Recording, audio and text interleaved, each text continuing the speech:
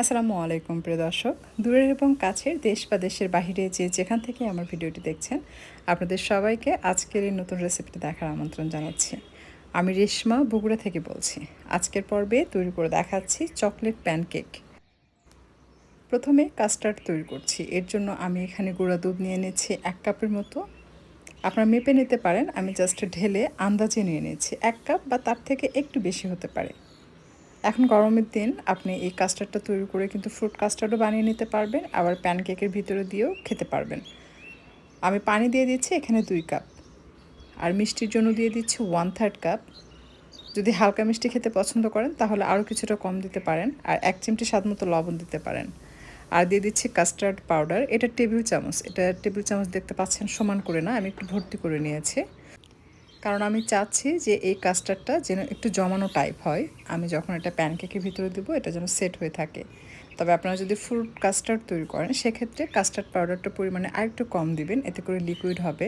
অথবা আপনি যদি এইটা দিয়ে ফালুদা তৈরি করতে চান সেক্ষেত্রে কাস্টার্ডের পরিমাণটা আরও কম দিতে হয়, অর্থাৎ 2 টেবিল চামচ সমান করে দিবেন, তাহলে লিকুইড হবে। ওইটা দিয়ে আপনি কাস্টার্ড তৈরি করতে পারবেন, ফালুদা তৈরি করতে পারবেন, সব কিছু তৈরি করা যাবে। আমি ফ্রিজে রেখে দিচ্ছি এটা। আর এখন তৈরি করব কেক। কেক তৈরি করার জন্য আমি এখানে নিয়ে নিচ্ছি 1/2 কাপ চিনি, সাথে দিয়ে দিচ্ছি 1টি ডিম,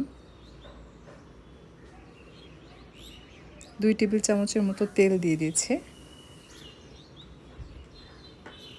আর 1 চা চামচের মতো আমি এখানে ভ্যানিলা এসেন্স দিয়েছি। এরপর এটাকে মিক্স করে নিচ্ছে। খুব ভালোভাবে ফেটিয়ে নেবেন যেন চিনিটা গলে যায়।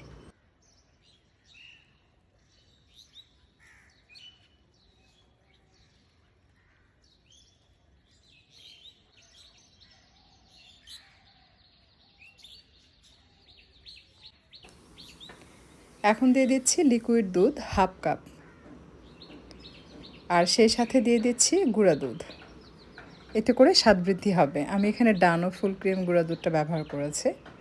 এরপর সব কিছু খুব ভালোভাবে মিশিয়ে নিচ্ছি। আপনারা যদি চান যে এতটা দুধ ব্যবহার করব না, সেক্ষেত্রে আপনি 2টো ডিম আর 2 টেবিল চামচের মতো লিকুইড দুধ এখানে অ্যাড করতে পারবেন। এতে করে কেকটা একেবারে সফট হবে। আর এখানে আমি ময়দা দিয়েছি 1 কাপ, ময়দা অবশ্যই চেলে নেবেন। আর কোকো পাউডার আমি টেবিল চামচ উঁচু করে 2 টেবিল চামচ দিয়েছি, অর্থাৎ এখানে আপনার কোকো পাউডার হবে 1/3 কাপের মতো বা 1/4 কাপের বেশি হবে।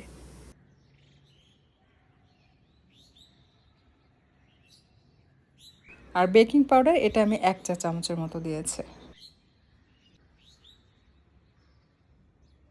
1 চিমটি পরিমাণ লবণ দিয়ে দিচ্ছে। এখন সব কিছু হ্যান্ড হুইস্কের সাহায্যে মিক্স করে নিচ্ছে। আসলে একটা কেক বিভিন্নভাবে তৈরি করা যায়। এই প্যানকেকটা আপনি বেশি করে দুধ দিয়ে মাত্র 1টি ডিম দিয়ে তৈরি করতে পারবেন। আবার আপনি কিন্তু এটাও করতে পারবেন যে শুধুমাত্র ডিম দিয়ে এই প্যানকেকটা তৈরি করলেন। সেক্ষেত্রে এটা আরও বেশি টেস্টি হয়, বেশি সফট হয়। আর একদম শেষে আমি আবারও কিছুটা তেল দিয়েছি, এতে করে কেকের মধ্যে শাইনিং ভাবটা চলে আসবে। এখন সব কিছু খুব ভালোভাবে মিশিয়ে নিচ্ছি। এটা মিক্স করার পর আপনি যদি রুম টেম্পারেচারে 5-7 ঘন্টা রেখে দেন, এটা কিন্তু নষ্ট হয় না। আপনি সঙ্গে সঙ্গে বানালেও এই প্যানকেকটা যেরকম হয়, আপনি 4-5 ঘন্টা পরও যদি বানান সেম, এটা কোনো পরিবর্তন আসে না। আর এই যে কড়াই, আজকে কিন্তু আমি আপনাদেরকে এই কড়াইয়ে বানিয়ে দেখাবো প্যানকেক। অনেকে হয়তো ভাবেন ননস্টিক প্যান ছাড়া হয়তো প্যানকেক ভালো হয় না, বাট ননস্টিক প্যান অনেকের ঘরেই নাই। তো কিভাবে এই কড়াইটাকে ননস্টিক প্যান বানাবেন সেটাই কিন্তু আমি দেখাচ্ছি। আপনারা বুঝতে পারছেন কিনা জানি না। প্রথমেই কড়াই খুব ভালোভাবে হিট করবেন, এরপর তেল দিবেন, দিয়ে সেটাকে পুরো প্যানে সমানভাবে ছড়িয়ে দিয়ে এরকম ধোঁয়া ওঠা গরম করবেন। তারপর সেটা মুছে ফেলবেন টিস্যু দিয়ে। এই কড়াইটা কিন্তু আপনার এখন ননস্টিক প্যান হয়ে গিয়েছে। আপনি যেটাই দেন না কেন এটা কিন্তু আর লেগে যাবে না। আমি আপনাদেরকে এখন কেক তৈরি করে দেখাই, মানে প্যানকেকটা, তাহলে বুঝতে পারবেন যে এটা কতটা ননস্টিকের কাজ করে। একটা ব্যাচেলর ভাইয়া আমাকে কমেন্ট করেছেন যে আপু, আমাদের জন্য সহজলভ্য বা সুবিধা হয় সেরকম কিছু টিপস দিয়ে রেসিপিগুলো শেয়ার করবেন। মানে ওনাদের জন্য কিছু না কিছু যেন থাকে যেটা ওনাদের জন্য সুবিধা হয়। তো ভাবলাম আচ্ছা, আমরা আজকে এই মানে প্যানে প্যানকেকটা বানাই, তাহলে আপনাদের জন্য সুবিধা হবে। যার ঘরে ননস্টিক প্যান নেই কোনো ব্যাপার না, জাস্ট আপনার ঘরে যে নর্মাল কড়াই আছে এই কড়াইয়ে কিন্তু আপনি প্যানকেকটা তৈরি করতে পারবেন। আর এটা তৈরি করার নিয়ম হচ্ছে যে অনেক সময় দেখা যায় নিচের অংশ কিন্তু এরকম জালে জালে ছিদ্র ছিদ্র হয়। কিভাবে বানালে প্যানকেকের নিচের অংশটা এরকম মসৃণ হবে সেই টিপসটা দিচ্ছি। এগুলো খুব গুরুত্বপূর্ণ। প্যানটা যখন আপনি পিচ্ছিল করে নিলেন তখন তো অনেক গরম থাকে, ওই অবস্থায় দিলে নিচে ছিদ্র ছিদ্র জালি জালি হবে। চুলা বন্ধ করে দিবেন, অপেক্ষা করবেন এটা হালকা গরম হয়ে আসার জন্য। যখন দেখবেন যে আপনার কড়াইটা হালকা গরম হয়েছে তখন আবারও চুলা ধরিয়ে দিবেন, দিয়ে জাস্ট হালকা আছে কিছুক্ষণ রাখবেন। এটা মিডিয়াম বা মিডিয়াম থেকে কম এরকম না, তার থেকেও কম। আমরা যেরকম বিরিয়ানি দমে রাখি তার সাথে একটু বাড়িয়ে কিন্তু আপনার প্যানটাকে হালকা গরম পজিশনে রাখতে হবে, তারপরে এই মিশ্রণগুলো দিতে হবে।